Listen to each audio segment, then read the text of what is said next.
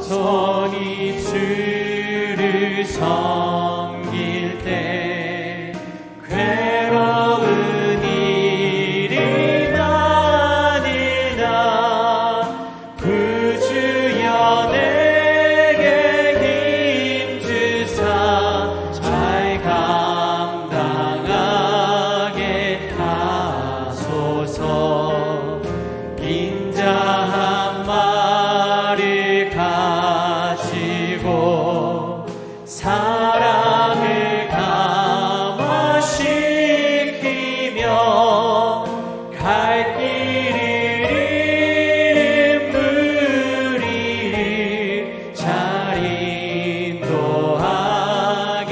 하소서.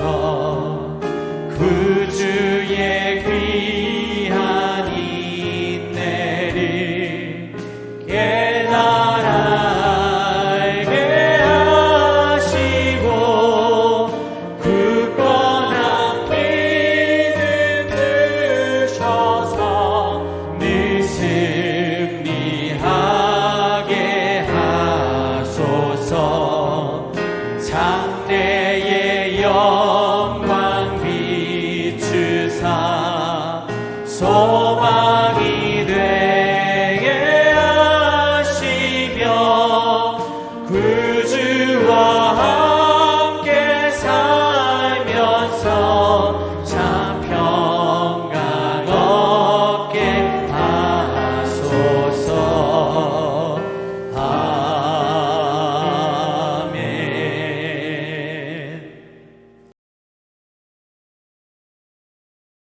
할렐루야. 사랑하는 성도 여러분, 오늘도 하나님의 말씀으로 하루를 열어 새 힘을 얻고 주님의 은혜를 누리는 시간이 되시기를 축복드립니다. 오늘 우리가 함께 보실 말씀은요, 창세기 31장 36절에서 42절 말씀입니다. 야곱이 노하여 라반을 책망할세. 야곱이 라반에게 대답하여 이르되 내 허물이 무엇이니이까? 무슨 죄가 있기에 외삼촌께서 내 뒤를 급히 추격하나이까? 외삼촌께서 내 물건을 다 뒤져보셨으니 외삼촌의 집안 물건 중에서 무엇을 찾아내었나이까? 여기 내 형제와 외삼촌의 형제 앞에 그것을 두고 우리 둘 사이에 판단하게 하소서. 내가 이 20년을 외삼촌과 함께 하였거니와 외삼촌의 암양들이나 암염소들이 낙태하지 아니하였고 또 외삼촌의 양떼의 순양을 내가 먹지 아니하였으며 물려 찢긴 것은 내가 외삼촌에게로 가져가지 아니하고 낮에 도둑을 맞았든지 밤에 도둑을 맞았든지 외삼촌이 그것을 내 손에서 찾았으므로 내가 스스로 그것을 보충하였으며 내가 이와 같이 낮에는 더위와 밤에는 추위를 무릅쓰고 눈 붙일 겨를도 없이 지냈나이다. 내가 외삼촌의 집에 있는 이 20년 동안 외삼촌의 두 딸을 위하여 14년, 외삼촌의 양떼를 위하여 6년을 외삼촌에게 봉사하였거니와 외삼촌께서 내 품삯을 10번이나 바꾸셨으며 우리 아버지의 하나님, 아브라함의 하나님, 곧 이삭이 경유하는 이가 나와 함께 계시지 아니하셨더라면 외삼촌께서 이제 나를 빈손으로 돌려보내셨으리라마는 하나님이 내 고난과 내 손의 수고를 보시고 어젯밤에 외삼촌을 책망하셨나이다.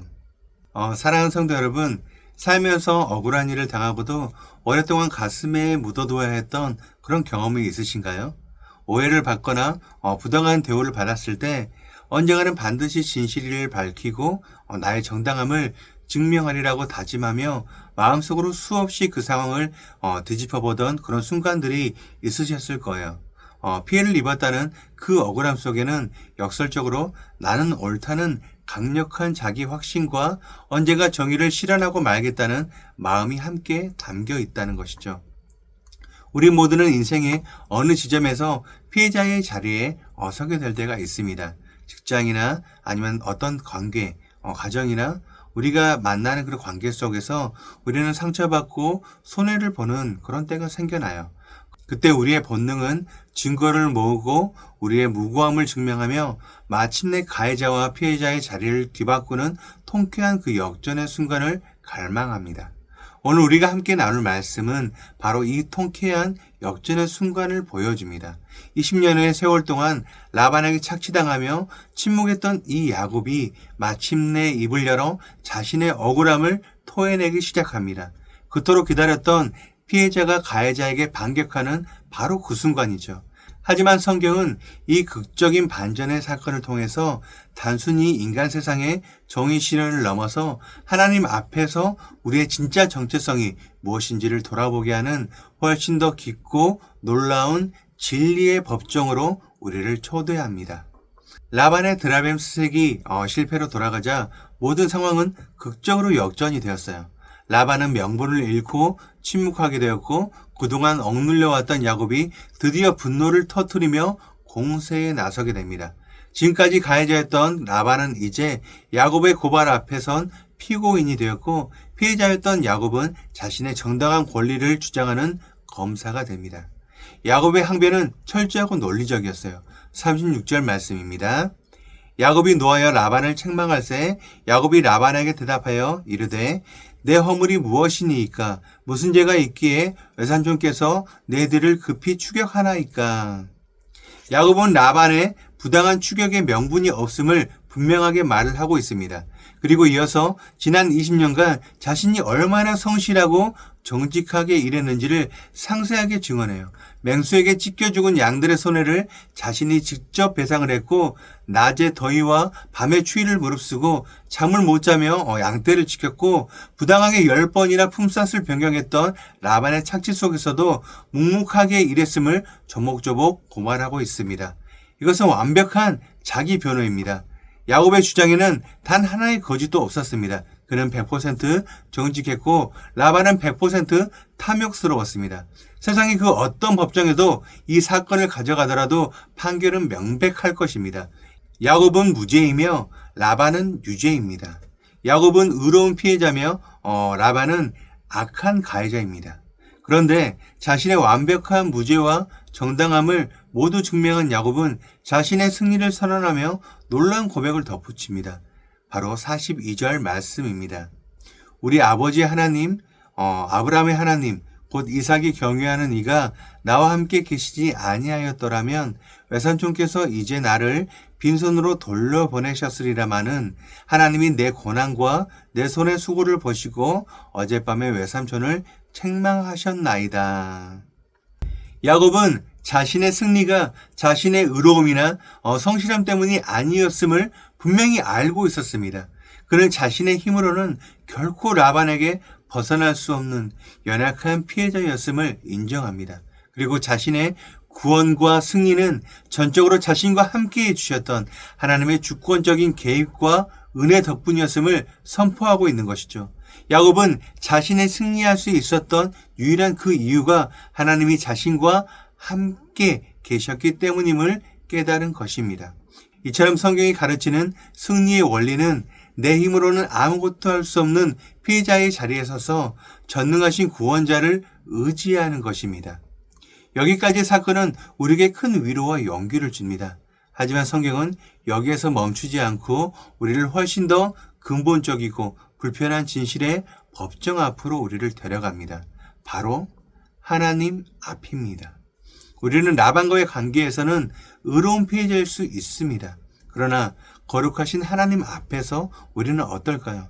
그분의 완전한 율법의 거울 앞에 설 때 이 역할은 충격적으로 뒤바뀔 수밖에 없습니다.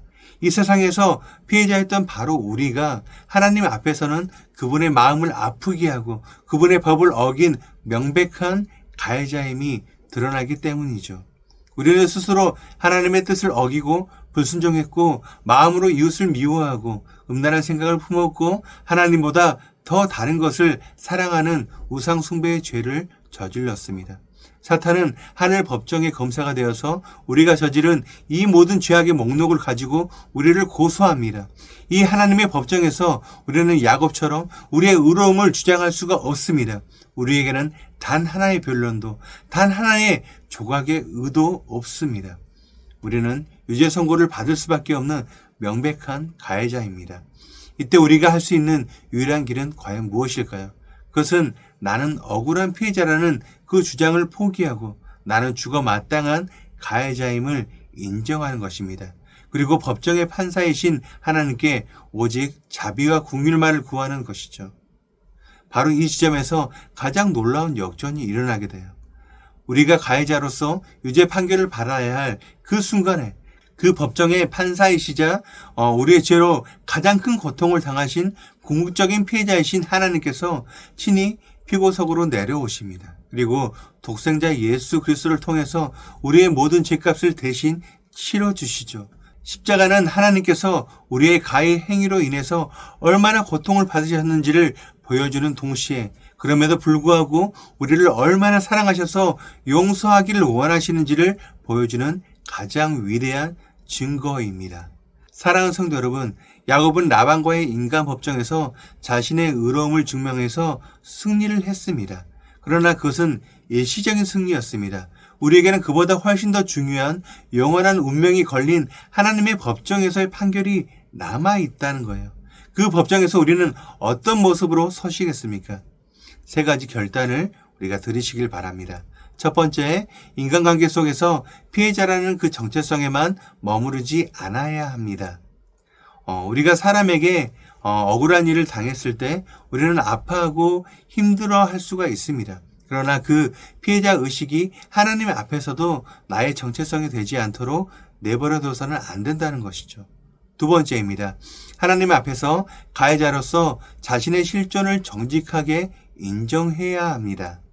하나님께 내 인생의 어려움을 불평하는 피해자의 자리를 버리고 그분의 거룩하심을 거역한 우리가 죄인이었음을 고백하시길 바랍니다. 나의 의로움을 주장하는 대신에 오직 그분의 자비와 긍휼을 구하시기를 바랍니다. 마지막 세 번째입니다. 십자가에서 선포된 무죄 판결을 믿음으로 받아야 합니다.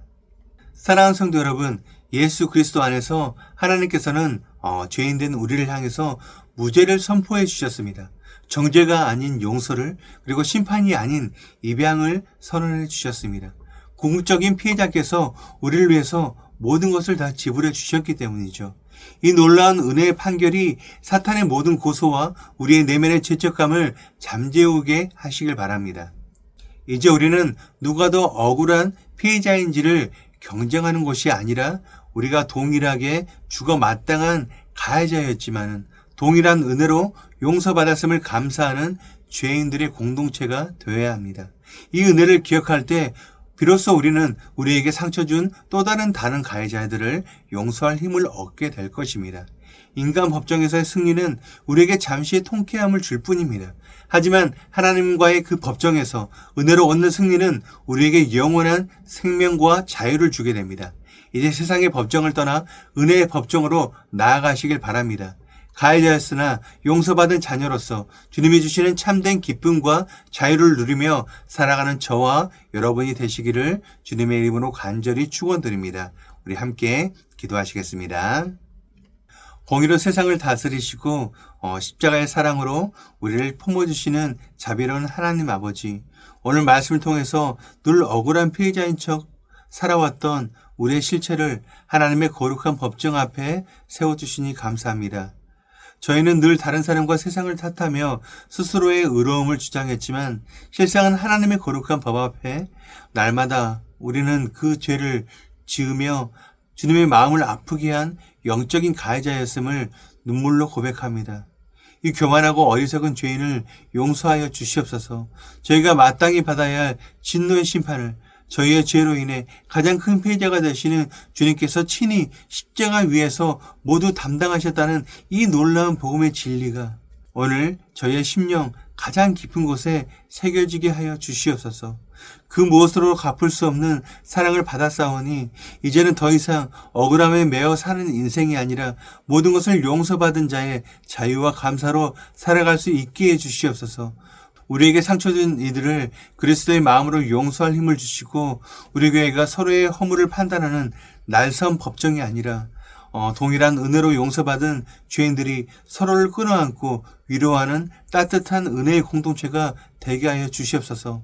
우리를 고소하는 모든 죄로부터 자유케 하여 주시고 하나님의 자녀라 당당히 불러주시는 우리 주 예수 그리스도의 이름으로 간절히 기도드립니다. 아멘. 오늘 우리가 함께 기도할 도구기도 제목은 신생아 영아 유아 유치부를 위하여입니다. 첫 번째, 부서를 섬기는 이들을 위하여 섬기는 교육자와 간사, 부장과 교사들이 천하보다 귀한 하나님의 자녀들을 맡았음을 믿음으로 고백하며 최선을 다해 주의 교훈과 훈계로 잘 양육할 수 있도록 기도하시기 바랍니다. 두 번째로, 부서 아이들을 위하여 아이들이 예수 그리스도의 모습을 닮아가며 지혜가 충만하고 하나님의 은혜 가운데 잘 세워지도록 하나님께서 성령을 통해 각각의 아이들을 만지시고 기름 부어주셔서 하나님의 형상을 따라 신앙 인격이 잘 형성될 수 있도록 우리 함께 기도하시기 바랍니다. 이어서 육신의 질병으로 고통받고 있는 교회 식구들, 경제적 어려움을 겪는 식구들, 타지와 타국에 있는 식구들, 군 복무 중인 청년들, 우리 교회 다음 세대를 위해서 기도하시기 바랍니다. 또한 나라와 민족을 위해서 한국교회와 세계선교를 위해서 기도하시기 바랍니다. 끝으로 오늘도 주님과 깊이 교제하시는 하루가 되길 소망하며 각자의 기도 제목을 놓고 기도하시겠습니다.